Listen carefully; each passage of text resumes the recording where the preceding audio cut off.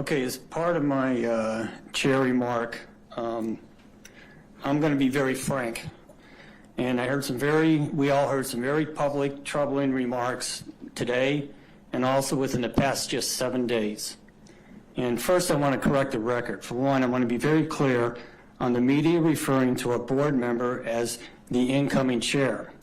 Incoming chair implies the full board approved the nomination, which has not happened yet.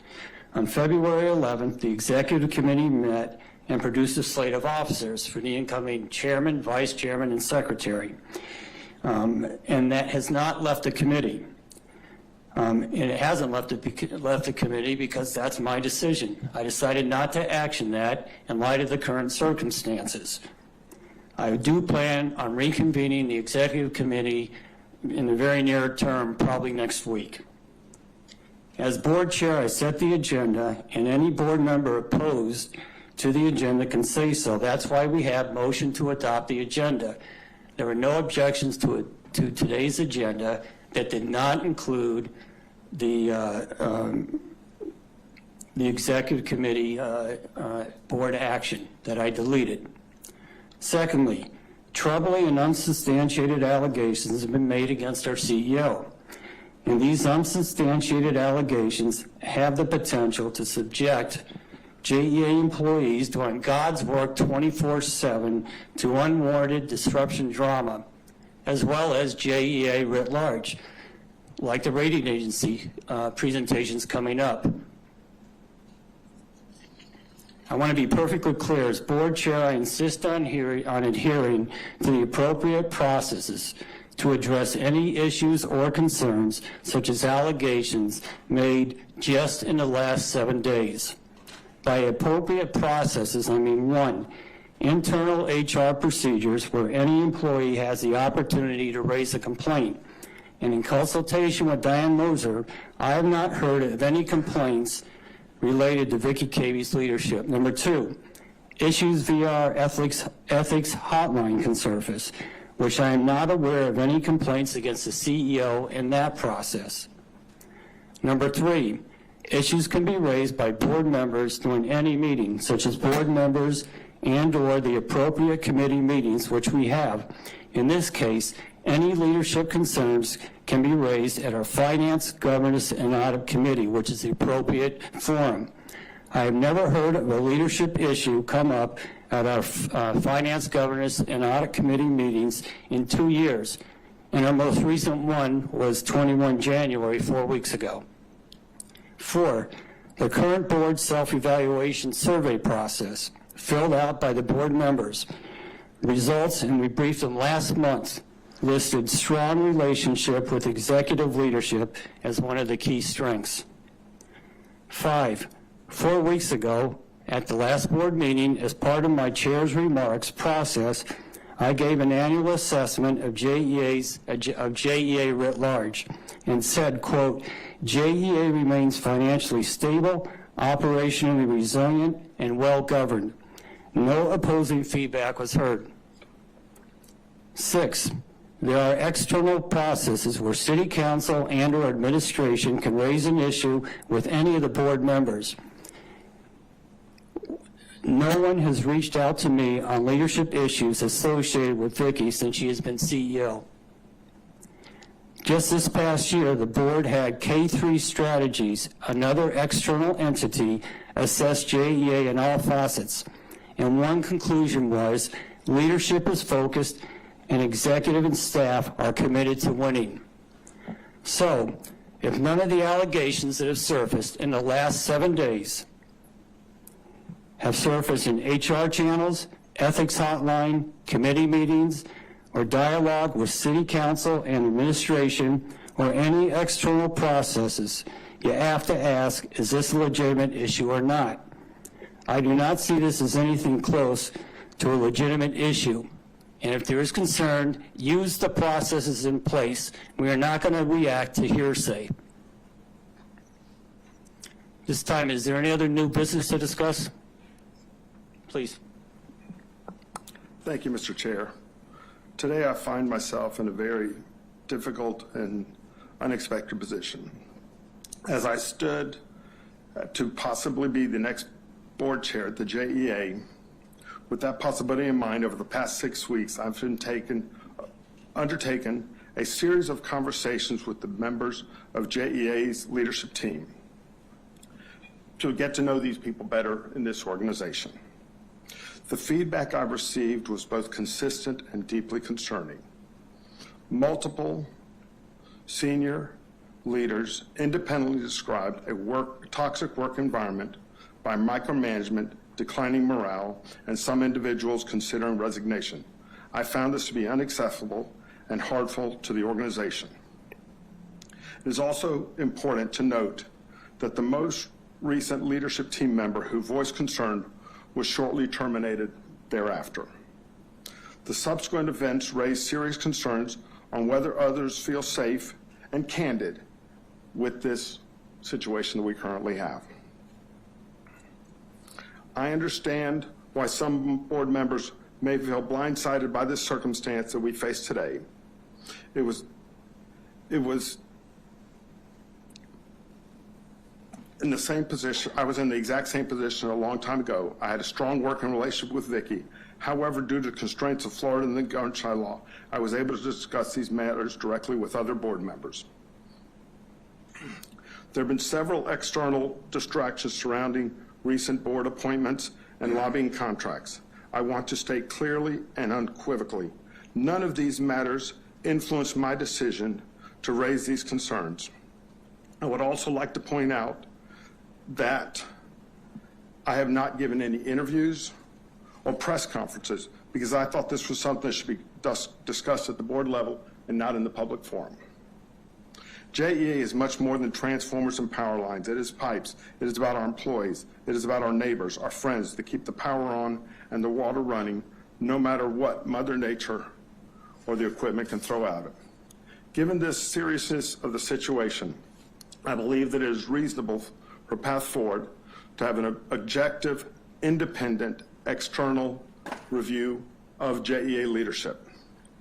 I propose a motion to have an independent, external 360-degree review of JEA leadership to make sure we are on the correct path. I do not think it's safe to have it from within the building. I make that motion.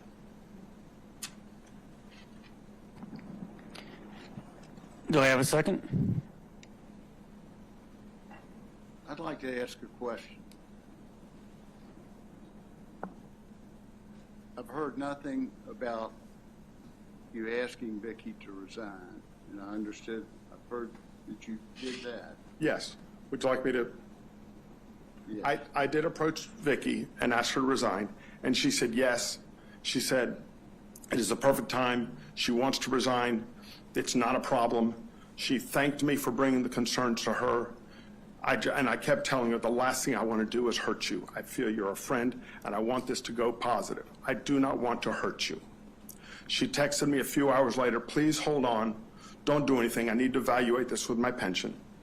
The next thing she texted me is, do not go to Mark Fackler. And I did not hear another word from her until 2 days later. I received a very short phone call that said, I've eliminated the chief of staff position and I'm not going to resign.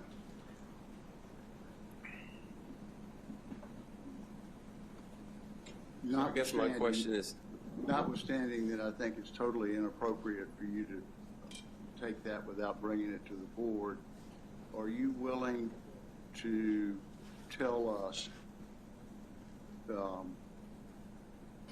who said what? I mean, we're reacting to unspecified statements. Yeah. And I mean, we all trust you, yeah. But this is beyond the pale. And I think we probably owe it to you to make an investigation. But I think in light of the seriousness of the things that have been alleged, we can't just ignore the fact and spend months investigating something that is founded on completely unsubstantiated allegations.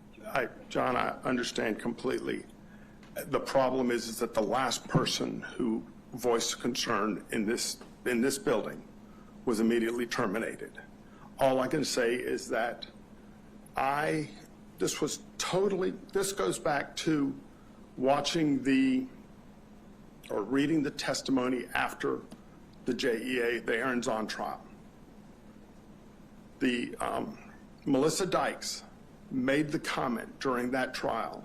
I knew what was going on, but no board member ever asked me. So I took it upon myself. There were no contracts. This had nothing to do with anything. To just reach out to senior JEA leadership, have them come out to my office and talk to me. I wanted to get to know these people. I was not prepared for what I've heard. And if I say the names right here, I'm afraid they're going to be terminated. That's why I'm just asking for a not months-long process. There's not a lot of people that we're talking about. They're talking about the people that work directly with Ms. Cavey. Hey, Rick, can I ask a couple questions? So you say you started this process 6 weeks ago? Yes, sir. When were you notified that you were going to, that there was interest in nominating you as chair? At the governance committee meeting. When was that? Whatever. The executive committee. When, It was after that executive committee that I thought I should sit down and talk to Vickie. But when was that? What was the date of that meeting? The executive committee was 17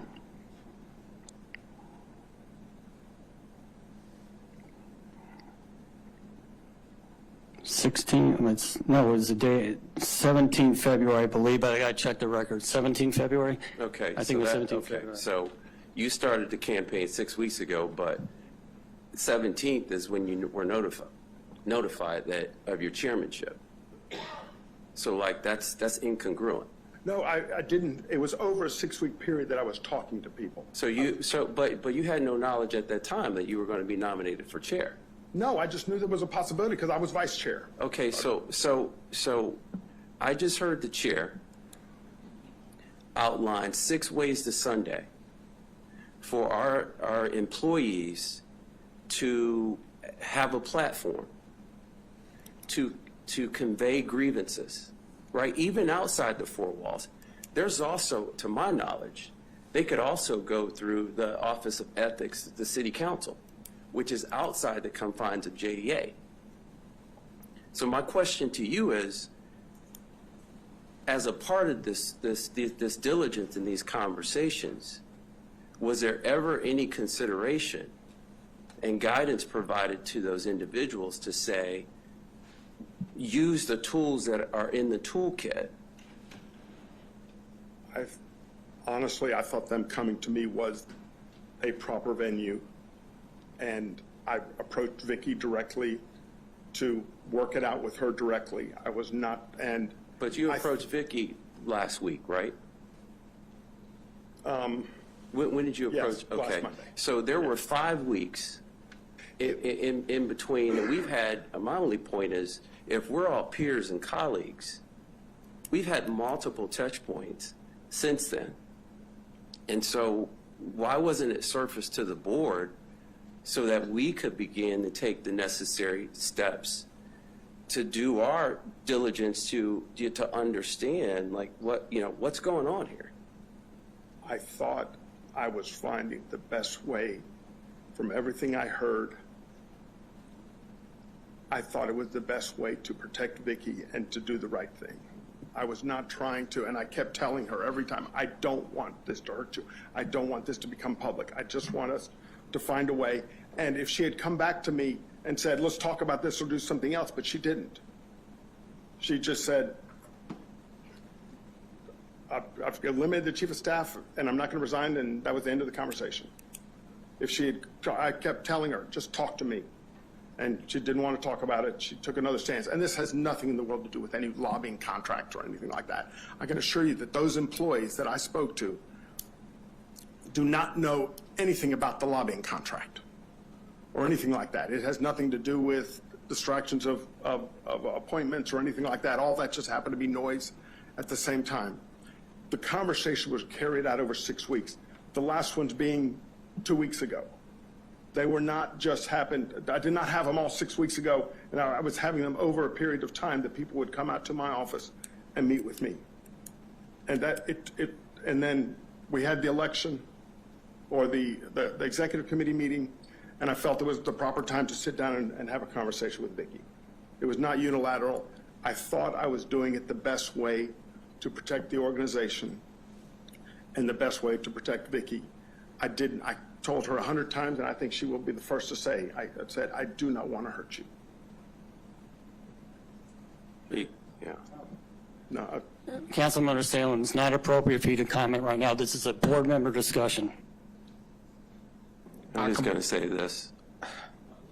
I have lived through, in my professional career,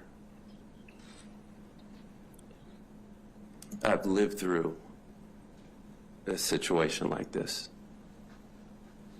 And when I think about agency and equity as a board, we are colleagues. We have a responsibility to this organization that if there are matters of this magnitude, that we have to talk about it collectively. And my concern is that as a colleague, you took agency upon yourself. And I don't think, given the structure of this board, that was appropriate. I want to take the emotion out of it, the protection of Vickie, and all of those anecdotes are fine, but we have a structured protocol that we all agreed upon, and that was not adhered to, and I'm struggling with why. And maybe I'm speaking out of turn, but it just stands to reason that given the challenges that we faced, not even a decade removed, this does not sit well with me. Arthur, I understand completely. And that is why I went to Vickie and I expected this to come to the board and not become the press event that it became. I did not go to the press. The only two people who had that conversation were myself and Vickie. Vickie chose to go to the press and make this a public event. I did not I have not given an interview. I have not held a press conference. I thought I was trying to do the right thing. I went to her. If she had said no, I was going to bring it to the board. It might have been wrong. But I did not put this in the public realm for the situation that we are today. I thought that was the first step, and then I would come to the board and so forth. I thought I was trying to make it the most palatable for everyone involved, where it never saw the light of day. And that was the reason why. I was not trying to do something unilateral. What became difficult is when it hit the press, and I did not speak. I have not given a single interview, and so forth. All I asked for is a review. That's all I'm asking for, is an independent review of what's going on in this building. And if I'm wrong, I will be the first to apologize. But all I'm asking for is an independent review, because the employees did not feel comfortable going through the channels. Maybe I was wrong talking to the employees, but I felt I needed to get to know the people in this building, and all I'm asking for is an independent review. That's it. Someone outside this building, someone to just allow people candid and so forth, and that's the only thing. That is my motion, to just have an independent review. And if I'm wrong, I will be the first to apologize. I am not trying to be unilateral. I thought I was trying to do the right thing for this organization, to keep it out of the press. But the concern that was brought to me by people that you would all respect was concerning. And to a word, they were very similar.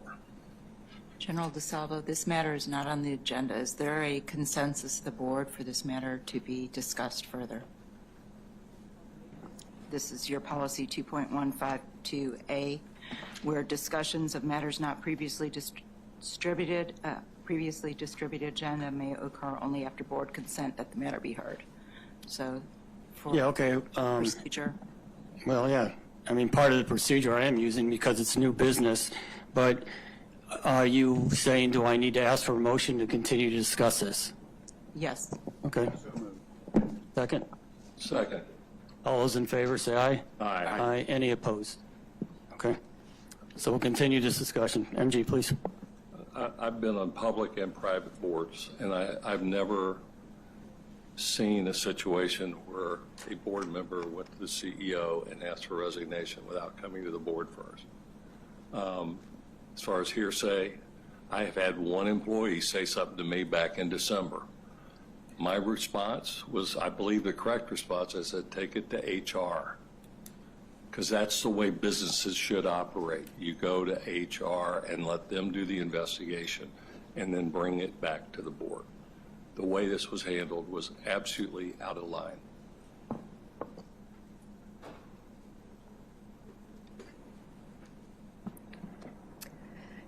I would agree. From an HR perspective, employees have multiple lines that they can go to, and as far as protecting confidentiality, the ethics hotline protects the confidentiality of employees. I believe that the work that the JEA employees do on a daily basis indicates that they are brave and courageous, and I don't think that any employee would have any issue using the channels to express their needs. They deserve a workplace that is welcoming, inclusive, and as a board, we should be supportive of that, as well as the processes that are in place within this organization to ensure that our employees have that access.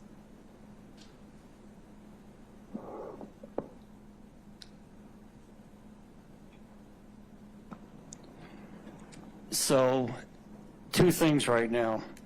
One, Rick is asking for a motion for, excuse me, an external evaluation or look whatever.